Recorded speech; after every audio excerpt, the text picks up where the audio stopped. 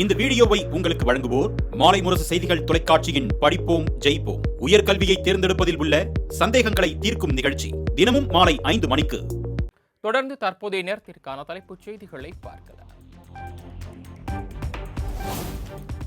தீவிரவாத தாக்குதலின் போது பாதுகாப்பு நடவடிக்கைகள் தொடர்பாக நாடு முழுவதும் மே 7ஆம் தேதி ஒத்திகை. அனைத்து மாநிலங்களிலும் பாதுகாப்பு ஒத்திகை நடத்த மத்திய உள்துறை அமைச்சகம் உத்தரவு.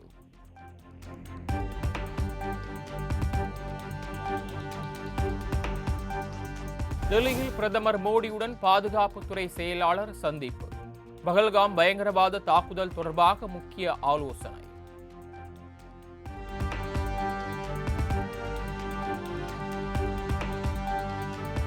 ஜம்மு காஷ்மீர் பஹல்காம் தாக்குதலை அடுத்து எல்லையில் 11வது நாளாக பாகிஸ்தான் ராணுவம் அத்துமீறல். போர் நிறுத்த ஒப்பந்தத்தையும் மீறி சிறிய ரக ஆயுதங்களை பயன்படுத்தி தாக்குதலில் ஈடுபட்ட பாகிஸ்தான் ராணுவத்திற்கு இந்திய ராணுவம் தக்க பதிலடி.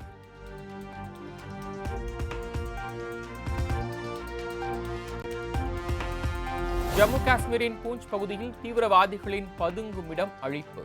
வெடிகுண்டு உள்ளிட்ட ஆயுதங்களை பறிமுதல் செய்த பாதுகாப்பு படையினர்.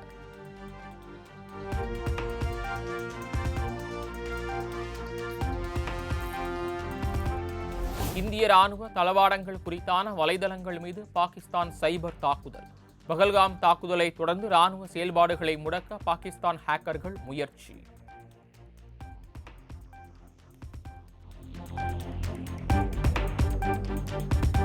மத்திய பாதுகாப்பு அமைச்சகத்தின் கீழ் செயல்படும் ஆவடி கவச வாகன உடை தயாரிப்பு நிறுவனத்தின் வலைதள சேவை நிறுத்தம்.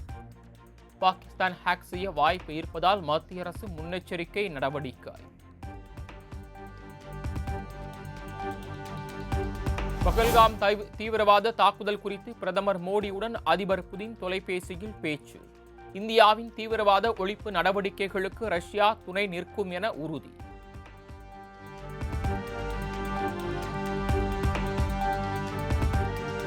பஹல்காம் தீவிரவாத தாக்குதலை கண்டித்து தமிழகம் முழுவதும் பாஜகவினர் கண்டன ஆர்ப்பாட்டம். பாகிஸ்தானியர்களை உடனடியாக வெளியேற்ற வலியுறுத்தி முழக்கம்.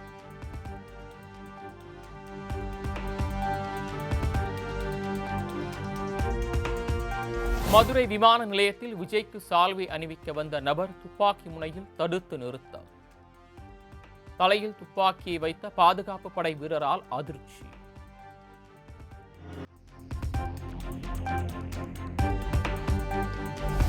கொடைக்கானலில் படப்பிடிப்பை முடித்து சென்னைக்கு திரும்பிய தாவேகா தலைவர் விஜய்.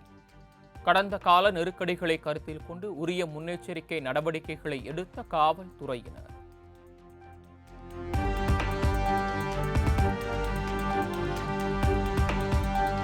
விஜயை வரவேற்க மதுரை விமான நிலையத்தில் கடந்த 1ஆம் தேதி கூடிய தாவேகா தொண்டர்கள் மீது வழக்கு பதிவு. பயணிகளுக்கு தொந்தரவு ஏற்படுத்துவது, சட்டவிரோதமாக கூடுவது உள்ளிட்ட 3 பிரிவுகளின் கீழ் வழக்கு பதிந்து காவல்துறை நடவடிக்கை.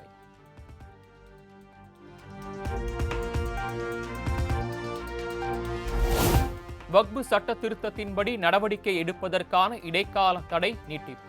மத்திய அரசின் கருத்துக்களை ஆராய வேண்டி இருப்பதால் விசாரணையை மே 15ஆம் தேதிக்கு ஒத்திவைப்பதாக உச்சநீதிமன்றம் அறிவிப்பு.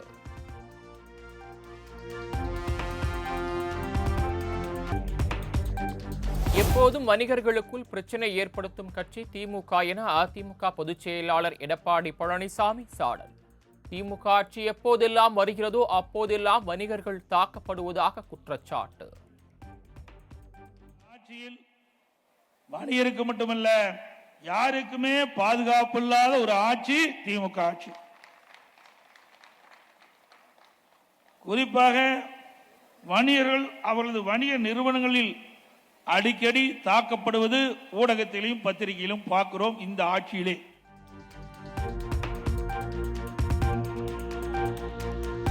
சென்னையில் கண்கவர் கலை நிகழ்ச்சிகளுடன் கோலாகலமாக நடைபெற்ற தமிழ் வார விழா நிறைவு நிகழ்ச்சி. தமிழ் வார விழா போட்டிகளில் வெற்றி பெற்றவர்களுக்கு பரிசுகள் வழங்கி கௌரவித்தார் முதலமைச்சர் மு.க.ஸ்டாலின். ரூபாய்க்கான காசோலை வழங்கி சிறப்பிக்கிறார்கள். முதலமைச்சர் அவர்களிடமிருந்து பெற்றுக்கொள்கிறார்.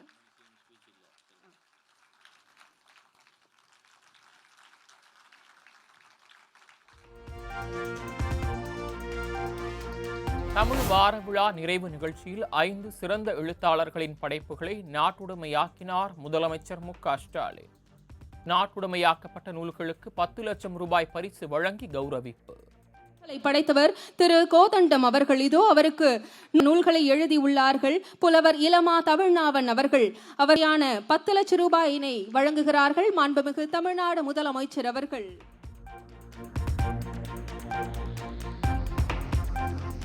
நீட் தேர்வை சுமார் 2 லட்சம் பேர் எழுதவில்லை. 91 விழுக்காடு மாணவர்கள் எழுதியுள்ளதாக தேசிய தேர்வு முகமை தகவல்.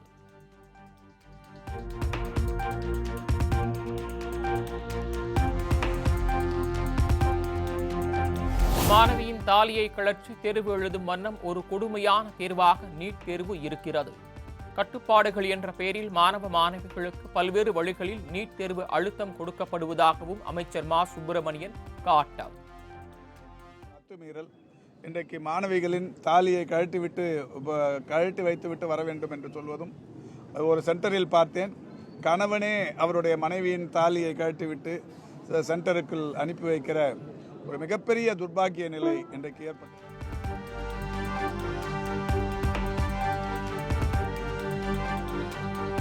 நீட் தேர்வு முடிவுகள் வந்ததும் கால தாமதமின்றி கலந்தாய்வுகள் தொடங்கும். நீட் தேர்விலிருந்து விலக்களிக்க மத்திய அரசு மறுத்து வருவதாகவும் அமைச்சர் மா சுப்பிரமணியன் குற்றச்சாட்டு.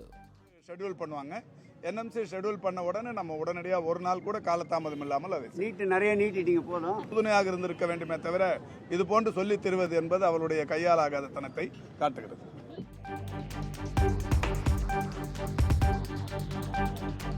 தமிழ்நாட்டில் மட்டும் நீட் தேர்வு எழுதும் மாணவர்களுக்கு ஏன் இவ்வளவு கெடுபிடி என நாம் தமிழர் கட்சி ஒருங்கிணைப்பாளர் சீமான் கேள்வி. மூக்குத்தி சட்டையில் உள்ள பட்டன் மூலம் எப்படி பிட்டடிக்க முடியும் என சரமாரி வீணா.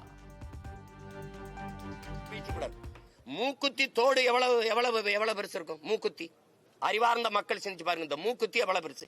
இந்த மூக்குத்திக்குள்ள பிட்ட கொண்டு போய் பார்த்தெழுதிட முடியும்னு நம்புதா அந்த சமூகம்? நம்புதா? அரக்கையா வெட்டுறா. உள்ளாடையை எந்த மாநிலத்துல கலட்டுறான்? என் பிள்ளையோட உள்ளாடையை கலட்ட நீ யார்? எது கலட்டுற?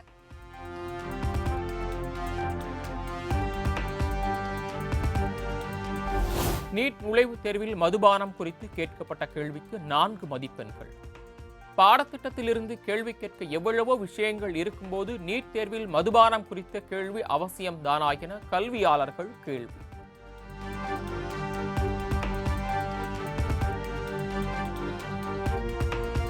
குரூப் 2 முதன்மை தேர்வு முடிவுகளை வெளியிட்டது அரசு பணியாளர் தேர்வாணையம்.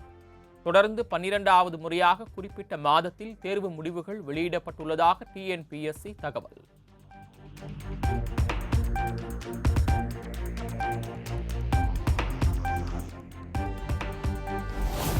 நடிகர் கவுண்டமணியின் மனைவி சாந்தி காலமானார்.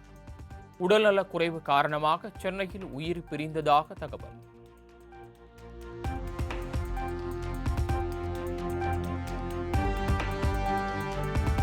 தமிழகம் முழுவதும் கோடை காலத்தில் சீரான மின்சாரம் வழங்குவது தொடர்பாக அமைச்சர் சிவசங்கர் முக்கிய ஆலோசனை. சென்னை மின்வாரிய தலைமை அலுவலகத்தில் நடைபெற்ற கூட்டத்தில் மின்வாரிய தலைவர் ராதாகிருஷ்ணன் உள்ளிட்டோர் பங்கேற்பு.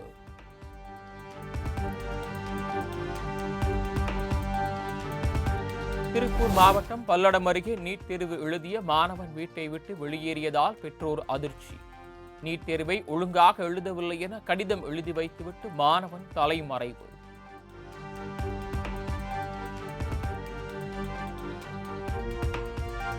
பொறியியல் படிப்புகளுக்கு மே 7ஆம் தேதி முதல் ஜூன் 6ஆம் தேதி வரை விண்ணப்பிக்கலாம்.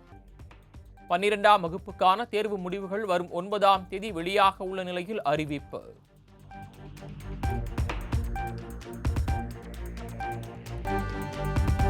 மகளிர் சுய உதவிக் குழுவினர் 60 லட்சம் பேருக்கு அடையாள அட்டை வழங்க தமிழக அரசு திட்டம். QR கோடு வசதியுடன் 9 மாதங்களில் அடையாள அட்டை பணிகளை முடிக்கவும் இலக்கு.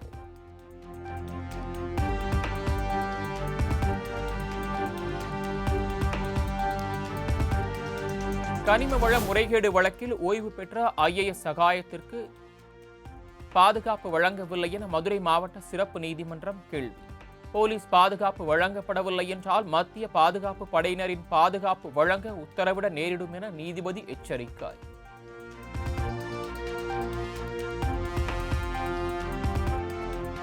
தனக்கு பாஸ்போர்ட் வழங்க கோவை மண்டல அலுவலகத்திற்கு உத்தரவிடக் கோரி டிடிஎஃப் வாசன் தொடர்ந்த வழக்கு. வாசன் மீதான வழக்கு விவரங்களை தாக்கல் செய்ய தமிழக காவல்துறைக்கு சென்னை உயர்நீதிமன்றம் உத்தரவு.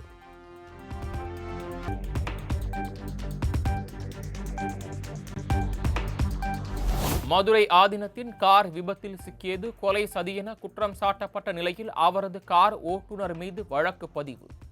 விபத்து தொடர்பான சிசிடிவி காட்சியை காவல்துறை வெளியிட்ட நிலையில் உளுந்தூர்பேட்டை காவல் நிலையத்தில் 2 பிரிவுகளின் கீழ் வழக்கு பதிவு.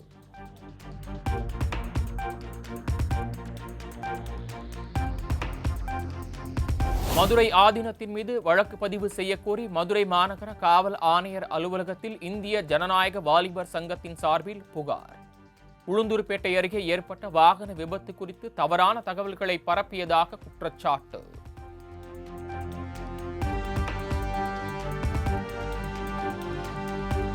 உளுந்தூர்பேட்டை விபத்து தொடர்பாக காவல்துறையின் உண்மைக்கு புறம்பான விளக்கத்தை மறுக்கிறோம். மதுரை ஆதீனம் ஞானசம்பந்த தேசிக சுவாமிகள் தரப்பில் மறுப்பு அறிக்கை வெளியீடு.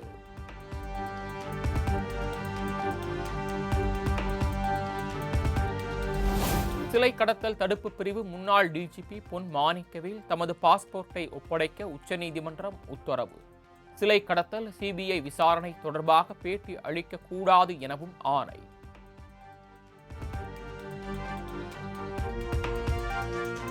செய்யாறு அருகே பிறந்த நாள் விழாவிற்கு குடிநீர் பாட்டில் ஆர்டர் செய்ததில் பல்லி இருந்ததால் அதிர்ச்சியடைந்த குடும்பத்தினர். உணவு பாதுகாப்புத்துறை அதிகாரிகள் நடவடிக்கை எடுக்க கோரிக்கை.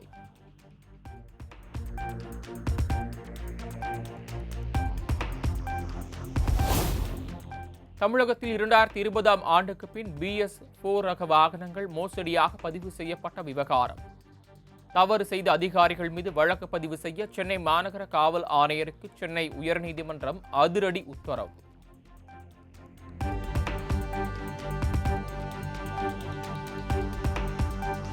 சென்னை மந்தவெளியில் உள்ள தேவாலயத்தை இடிப்பதற்கு எதிர்ப்பு. காமராஜர் சாலையில் உள்ள சாந்தோம் ஆலயம் முன்பு ஏராளமானோர் ஒன்று கூடி ஆர்ப்பாட்டம்.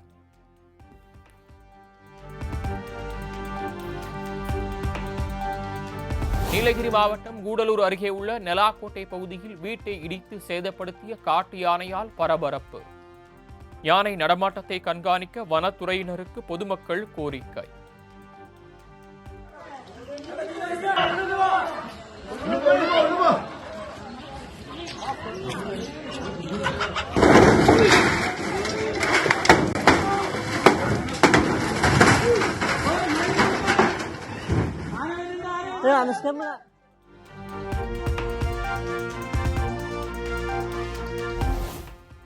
டெல்லி உயர்நீதிமன்ற நீதிபதி யஷ்வந்த் வர்மா வீட்டில் பண மூட்டைகள் தீப்பிடித்து எரிந்த விவகாரம். உச்சநீதிமன்றத்தில் அறிக்கை தாக்கல் செய்தது 3 நீதிபதிகள் கொண்ட விசாரணை குழு.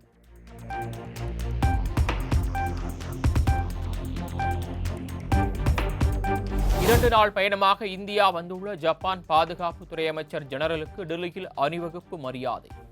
பகல்காம் தீவிரவாத தாக்குதல், தொழில்நுட்பம் மற்றும் இருதரப்பு நல்லுறவு குறித்து ராஜ்நாத் சிங் உடன் பேச்சுவார்த்தை.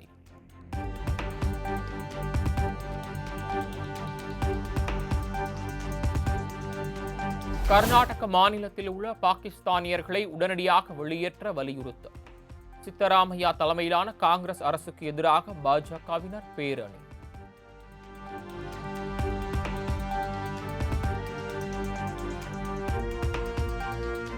தமிழக மீனவர்கள் மீதான தாக்குதல் நிகழ்வுகளுக்கு தீர்வு காண இந்தியாவும் இலங்கையும் பேச்சுவார்த்தை நடத்த வேண்டும்.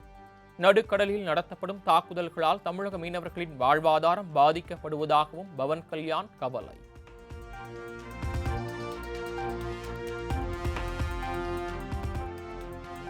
புதிய குற்றவியல் சட்டங்கள் குறித்து டெல்லியில் உள்துறை அமைச்சர் அமித்ஷா ஆலோசனை. முதலமைச்சர் ரேகா குப்தா, துணைநிலை ஆளுநர் வினய் கச்சேனா உள்ளிட்டோர் பங்கேற்பு.